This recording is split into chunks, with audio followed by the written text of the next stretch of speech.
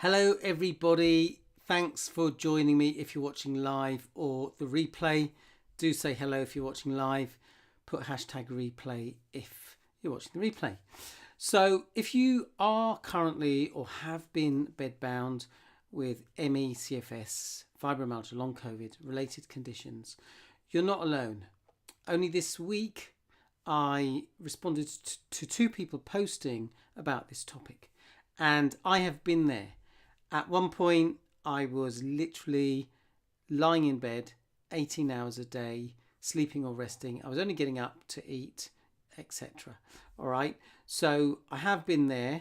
And this video isn't about pushing, trying to fix things. It's about what I do if I found myself in that place again. I'm pretty confident that I'm not going to find myself in that place again. But, I know what it's like to be there. I learned the hard way. And what really helped me to begin to feel safe again was to trust about being okay with my body as it was. So if you don't know me, my name's Simon Pimenta. If you've just joined, do say hello in the chat. Always nice to hear from you and know where you are in the world. And obviously, let me know if you are currently bedbound or if it's something you've experienced.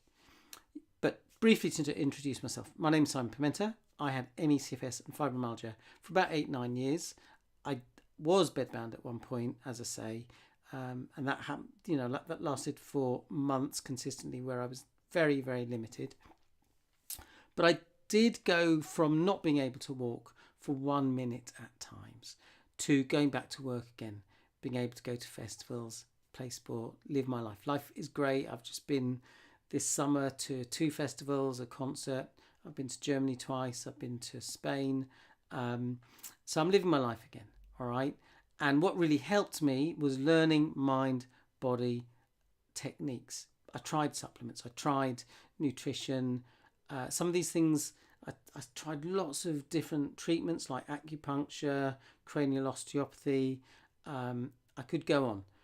Some of these things helped a bit, but what really made the difference was learning mind-body techniques to help me identify when my body was in a state of stress, understanding how that stress was happening, understanding that a lot of the stress I was experiencing, of course there was physical stress and it was a real physical condition, but I was generating a lot of stress myself. Okay, the mind can actually generate stress, and so this is why I teach these approaches as being a piece of the jigsaw, and you have to decide whether these approaches are relevant to you. So let's get into it. So firstly, if you are experiencing strong symptoms, okay, if your symptoms are intense right now, I invite you first of all to think about the language you use. Okay, the word symptoms can be emotive, and just changing the word to sensations. A lot of people, when I make that suggestion, say, oh, actually it feels a bit more relaxed when I use the word sensations. Okay, I'm not trying to diminish anyone's experience. I'm just giving you some ideas that may make a difference. Okay, as I say, if your symptoms are intense right now, your sensations are intense, consider that there's a part of you that feels scared. Okay, this is a concept that Dr. Gabor Mate, who's a very experienced trauma therapist and doctor, he's a doctor who works a lot with people with trauma, and he says, we need to recognize that it is a part of us that feels that way. Okay, so when you do that, you're creating some space between the part of you that feels scared and the part of you that can navigate these challenges and has navigated many challenges from the perspective of wisdom. Okay, so it's completely understandable if you feel stressed and anxious, especially if it feels like things are getting worse. But here's the thing that I wish I'd understood earlier. Our fear thoughts aren't just harmless background noise. They are affecting our biology and physiology. They keep your nervous system stuck in survival mode, in a dysregulated state. It's very hard for the body to heal when it's in that dysregulated state. So Dorothy says, hi from Lancaster, been bedbound again the last 4 weeks after a really good well period most of the last 2 years. So sorry to hear that you're bedbound again. The fact that you were well for 2 years is a good sign, and I'm curious to know if you experienced periods of being bedbound before those 2 years. So just let me know, Dorothy. But thanks for saying hello. I know there's other people on the live session, so do feel free to say hello in the chat. Don't be shy. Okay. So consider, that at one point I was saying to myself, I'm never going to recover. This is going to get worse. And all those thoughts just ramped up the stress. So my body couldn't rest. It couldn't repair. This made things worse. At one point I really was worried, I'm going to end up in hospital. That never happened. But stressing myself out made that outcome more likely.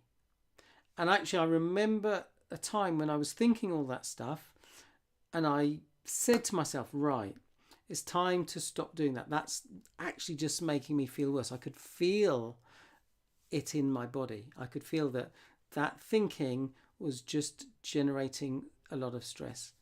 Okay. So I said, right, it's time to stop doing that.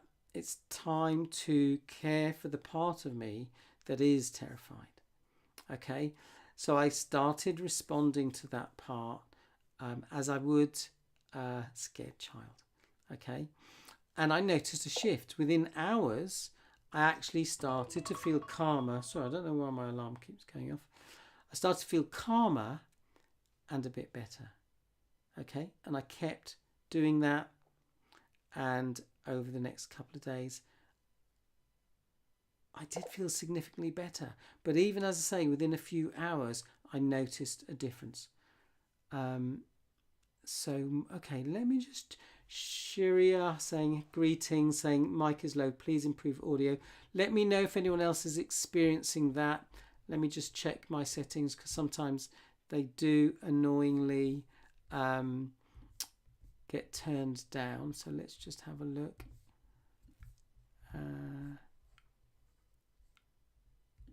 I think you're right. Let me know if that's better. Okay. Yeah, just let me know, Shreya, if that is better, and I hope I'm pronouncing your name correctly. For some bizarre reason, my volume had turned right down, so do give me an update. Mike, fine. All right, thank you. And obviously, Shreya, check your volume levels as well on your settings. All right. So, yeah, as I say, within a few hours, I started to feel better, okay? And I also had experiences where in the morning, I'd feel really terrible. And by the late afternoon, evening, I'd feel much better. I often made the mistake of not capitalising on that. I'd sort of go, ooh, I'm feeling better. And then I'd end up staying up late, and then I'd feel tired again the next morning. And I repeated that pattern many times. It took me a while before I thought, actually, let's just enjoy these good feelings, but let's not push too much. Now it is loud. Okay. So Jojo saying, been hearing you okay. All right. So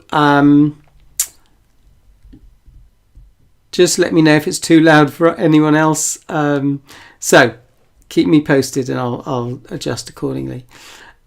So I encourage you to speak to that scared part of you as you would a frightened child. I think I'm going to sneeze. All is well. Thank you. Excuse me. So remind yourself there is a wise part of me, one that's faced challenging situations before and found a way through. That part of you is still there. It is like the blue sky. It's always there. We need to tap into it. Okay? We do that by acknowledging it's there, taking a breath and just recognizing that we can tune into that part of us. Okay, so number 2, I want to talk about creating pockets of safety. Okay, even if your body can't do much, you can send, and your nervous system can still receive, signals of safety. So one thing I did at one point when I was feeling very poorly is I decided that twice a day I would set aside 30 minutes, and this was 30 minutes to allow myself deep, intentional relaxation. Kind of holiday from all the anxieties and worry, etc. And I did this one time when I had really bad flu. I missed the whole of Christmas because I realised I was in bed for about a week or so, wasn't feeling much better. I realised I'm stressing out, and I know some stuff about the mind-body connection. So I did this, and this literally was 30 minutes, right? I'm going to intentionally meditate. I might just say to myself, breathing in, breathing out silently in my head. And that's what I focused on doing. If my mind strayed, I would just go back to that simple exercise. Okay, and I do that for 30 minutes. Sometimes I'd visualize lying on the beach, visualize having a massage. Sometimes I'd turn onto my stomach, imagine I was being massaged, and I would do that twice a day for 30 minutes. And again, I started to notice a difference within a day or two. Okay, so this is a break. I'd say to myself, this is a break from all of my concerns. Right now, I'm going to relax and let go as much as possible. I'm not going to monitor how well I'm doing that. Am I doing this good enough? I just focus on doing it to the best of my ability. So I really, truly let myself relax for that amount of time. So as I say, this isn't about fixing anything. It's just about letting your system have a bit of space. Okay, space to breathe. And this gives your body the message, I'm safe enough to begin healing. And I invite you to consider that healing can begin in that moment. I have talked about this before, but one time I went to have sacrocranial therapy. In fact, this happened on 2 occasions. It was my neighbour who was learning this technique, and it's very similar to cranial osteopathy. And both occasions I'd kind of rushed to get there. It was only around the corner, and I rushed to get there. In fact, I could get to this person's house because it was at the back of my house by climbing onto the shed and going down the other side, which is how I first was introduced to the house that I was renting. So I was lying there. I realised my mind was all over the place, and I thought, right, I'm just going to intentionally breathe in, breathe out, saying to myself, breathing in, breathing out. And both times the practitioner called Alice said to me, wow, I've just noticed a difference. She said that on 2 consecutive weeks. Okay, so I believe that it does have an impact. All right, so third thing I want to talk about, is it real rest? Okay, if you are bedbound, you might feel like you're resting. You might look to others like you're resting. However, your nervous system might still be in a state of stress or freeze. So ask yourself, am I truly resting? Or am I lying here with tightness, pressure, constant fear? Am I putting pressure on myself? Am I generating lots of fear and anxiety? Okay, because if your body is still in survival mode, then it's not able to do that deep repair work it needs. So Shreya says, I'm surrounded by normies. You claim handicap, my healthy body. Not quite following what you're saying. Can you just explain that? I don't want to guess what you're saying. Just if you can give me a bit more information. I understand you're surrounded by normies. I need a bit more information, Shreya, just to fully understand what you're saying there. So feel free to elaborate. Bless you. Jojo says bless you. Thank you, Jojo. So consider that.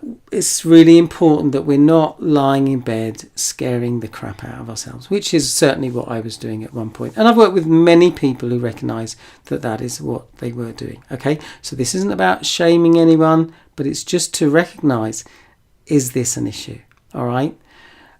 Consider, what kind of rest are you giving yourself? The quality of rest matters. Okay, true rest includes safety, includes soothing, and giving yourself permission to truly rest.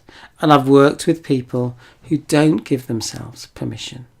You know, they feel they're failing if they pause and recharge. Okay, quality of rest matters. Also, quantity of rest matters. I've come across a few people say, oh, you need to rest for a month if you've overdone it, or 3 months. And what I'm going to say is that clearly too little of quality rest is an issue. It's counterproductive. But also too much rest can be counterproductive. Obviously, if you are bedbound, then you are probably resting. And as I say, quality of that rest is important. However, when I was poorly and I was getting quality rest that started to make a difference, there came a point where my body was saying, it's time to engage with life, even if it's just in small ways for a little bit. If I didn't listen to that signal, I would get bored and frustrated. And that's very counterproductive to healing. Because actually, if I've got a need for some connection, fun, stimulation, joy, then if I'm meeting that need, all right, then I'm going to get a sense of pleasure and satisfaction. So this is point 4, okay? So it's important that we explore meeting our needs without pushing. Your emotional brain wants you to be safe. It also wants you to be fulfilled, okay? And your emotional brain will send signals via your body in the form of emotions, sensations, and symptoms when you're not meeting your need. So you might be thinking, oh, I've got more symptoms. That means I need to rest. There may be a point where that's true, but there is a point where that might not be the case. We need, as I say, connection, fun, stimulation, joy, meaning, reassurance, okay? So you can ask yourself, is there a tiny, safe way in which I could meet one of those needs today? Let me know in the chat, what ideas do you have for small ways in which you could meet a need? And your ideas might help somebody else. So again, don't be shy.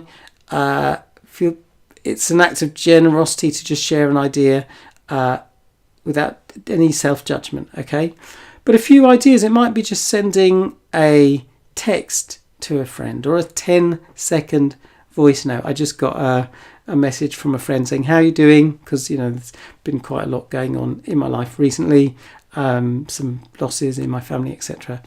And that was just, you know, this short message, and it just fed my soul a bit. You know, it might be listening to an audiobook for a little while, 1 minute, 5 minutes, whatever feels right for you. There was a time when I had ME/CFS that I couldn't watch telly. So I really got into watching a series on the radio called The Archers, and I'd listen to it every evening. So Jojo says Tai Chi very gently, amazing. And one of the things I would do is Qigong just for a minute. I've made a video on that, so do check out my YouTube channel. I'll put the word Qigong in the chat just in case you're not sure how to spell it. I think that's the right spelling. Okay.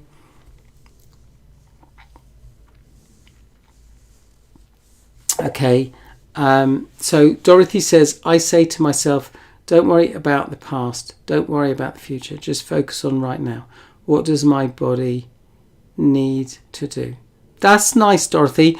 What I might do, because I'm trained in hypnotherapy, and one of the things we learn is to choose our words carefully. If I say to if someone said to me, don't worry, when I was quite an anxious person, that would instantly cause me to worry.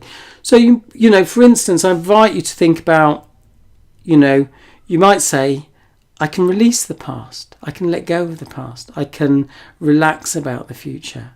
Okay, just focus right now. So I like that sentiment, but just consider those words. And if that works for you, absolutely great.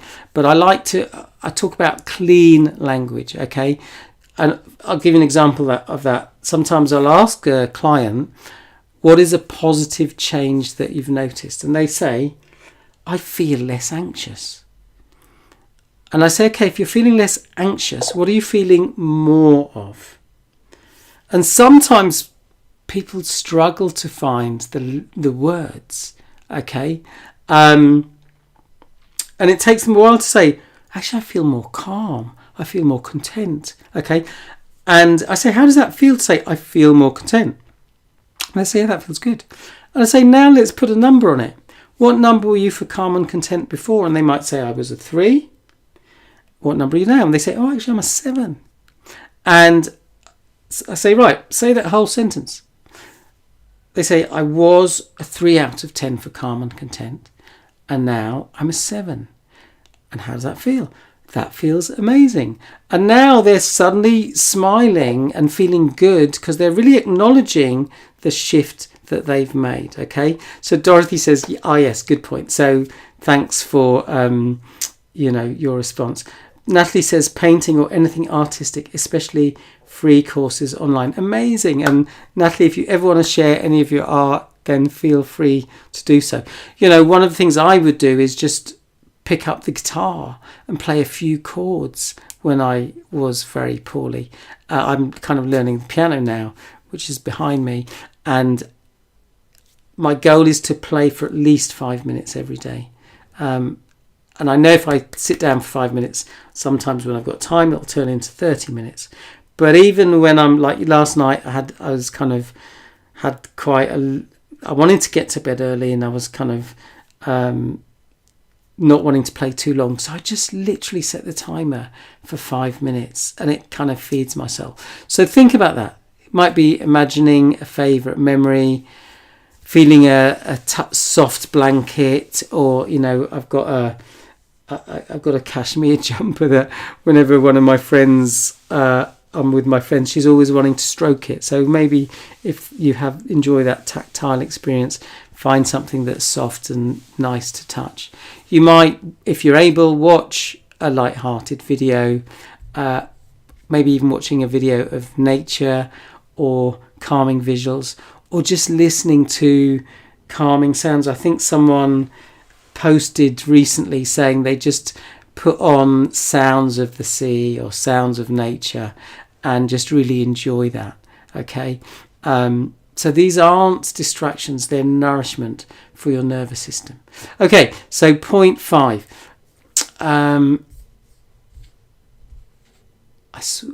When it gets...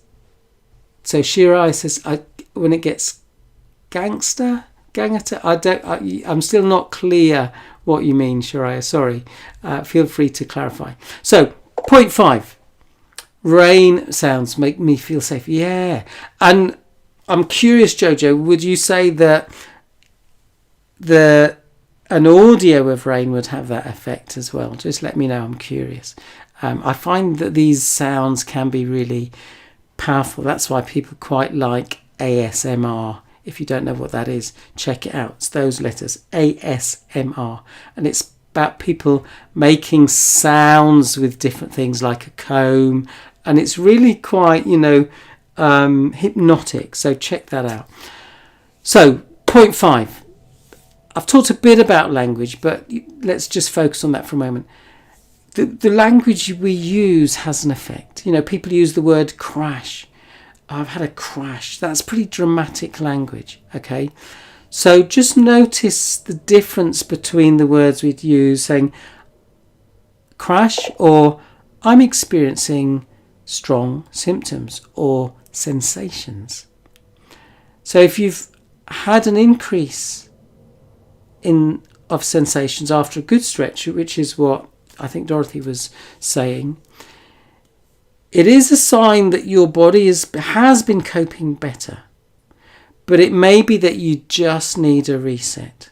So one question to you, Dorothy, is do you think you are lying in bed, allowing yourself to rest and recharge? Or do you think you are stressing? Let me know. It might be, let's do a scale 0 to 100, where 100% is completely calm and relaxed, 0 is completely stressing. Where would you be on that scale? So if someone might be 50-50, they might be veering towards more relaxation, relax 75% of the time. So just let me know if you wish. All right. So it is a sign, though, that your body has been coping better. Just needs a reset. Maybe you've been doing a little bit more. Maybe there's some cumulative fatigue that has built up, so your body's doing fine, but actually it was going a little bit into the red and it's caught up with you, okay? Because we just haven't had enough of the true restorative rest and sleep. So first and foremost, as I said, it's important to take care of the part of you that's scared. All right.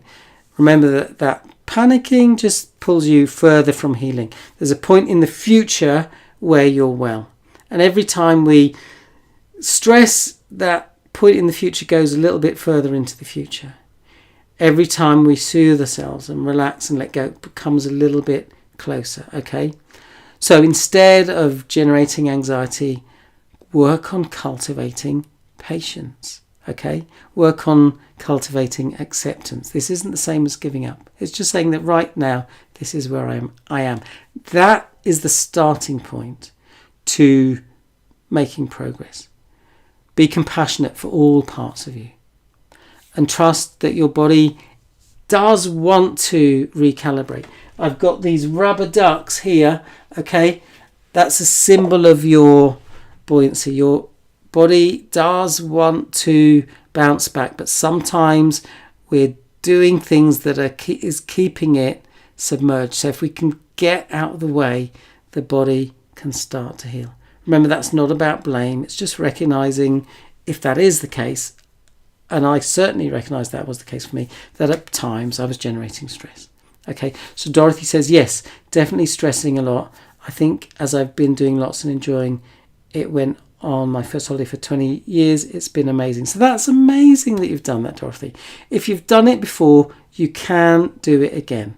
And whatever it is that got you to that point, okay, those things are the things that are going to help you get out of this. All right.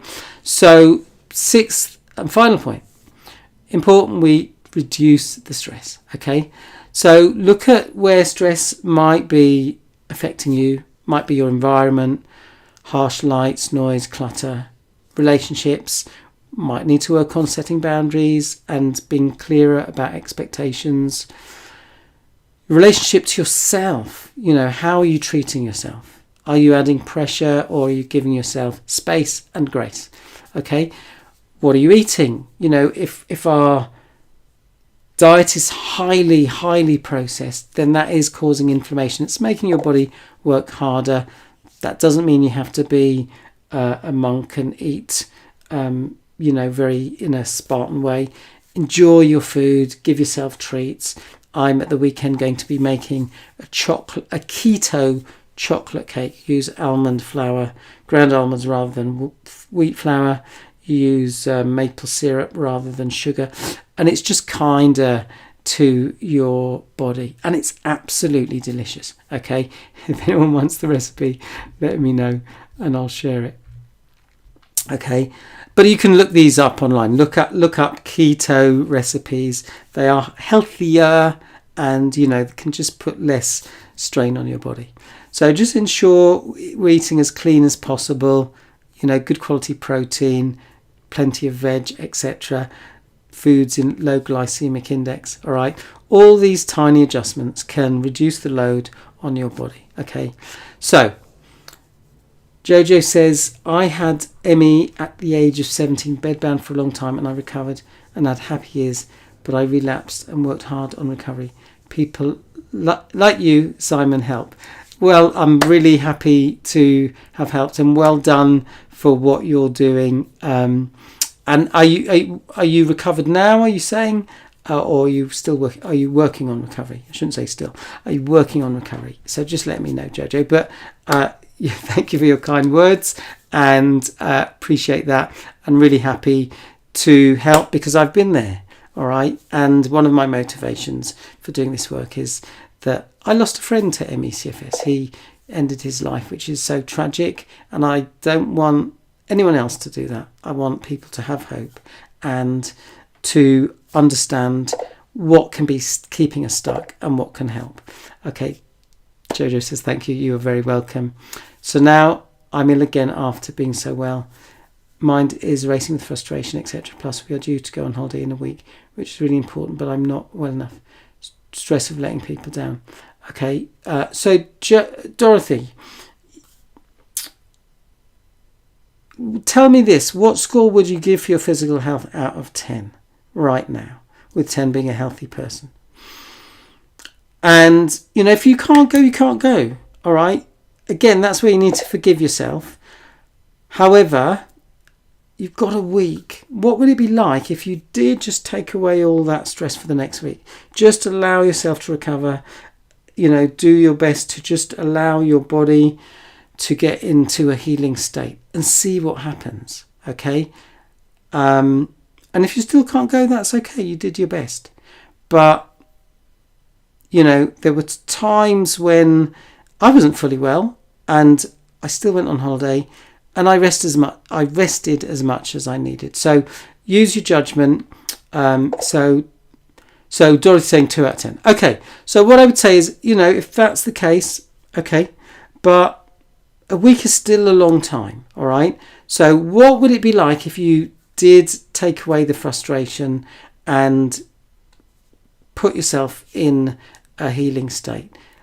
What I would say is, I can't make any guarantees, but what about seeing what is possible, okay? That's my invitation to you. So Jojo says, no, not yet. Okay, but you're working on it. That's great. All right. So Dorothy says, I've had lots of setbacks and no, I will be fine. All right. So let's tie this up. I've talked for about half an hour. So if you are stuck in that loop of low energy, exhaustion, fear, remember, you're not being lazy. You haven't failed. You're doing your best. Your body is protecting you, and it will find its way forward. But not through force, not through giving yourself a hard time. We need to give ourselves grace, forgiveness. Okay? Forgive yourself. Find acceptance. Once we accept, then we can cultivate patience. And that can help us cultivate a sense of trust. Okay?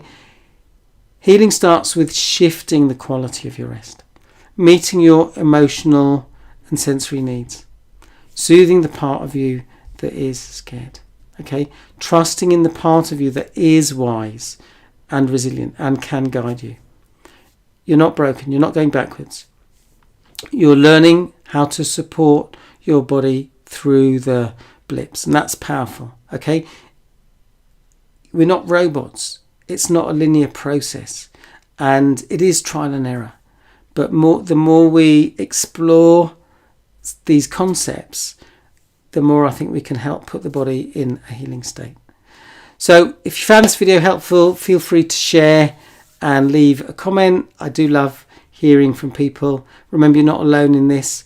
And if you want more help, then I am going to be doing a free training in about a week and a half, where I talk about the mind-body connection in more depth and the role it can play and the role it has played in helping some people make massive progress and recover. So if you'd like to join me live for that, put the word live, L-I-V-E, and I will share the link. All right. If you've got any questions, let me know. If you've got any topics you'd like me to cover, let me know. Shiraya says, Spirit told me I am to teach Jin Shinitsu. I don't know this. Oh, that's very interesting. I think that's what you're saying. I know a little bit about Jin Shinitsu because I know someone who used to teach it. That's very interesting. Joy says, thanks Simon, missed beginning plus my phone speaker pause, so couldn't hear, put earpods. I'm now better. I'll watch, catch up. So kind of you to share this message for healing. You are very welcome, Joy. Really appreciate your help, says Dorothy. Please can I join training? You are most real in the community. Bless you. Joy says live. Joe says live. XX. Thank you. I will post the link. I'm just creating the link at the moment, so I will share that in the next day or two. As soon as it's ready, and invite, look forward to seeing you on that call. But for now, dare to dream big dreams, okay? Keep taking steps, even if they're small steps. Small steps count. Small steps add up and can make a difference. So, wishing you great health. Thanks for watching. See you in the next video. Bye for now. I see that light, Natalie. I'll send it to you as soon as it's ready. Bye for now, everybody. Thanks for watching.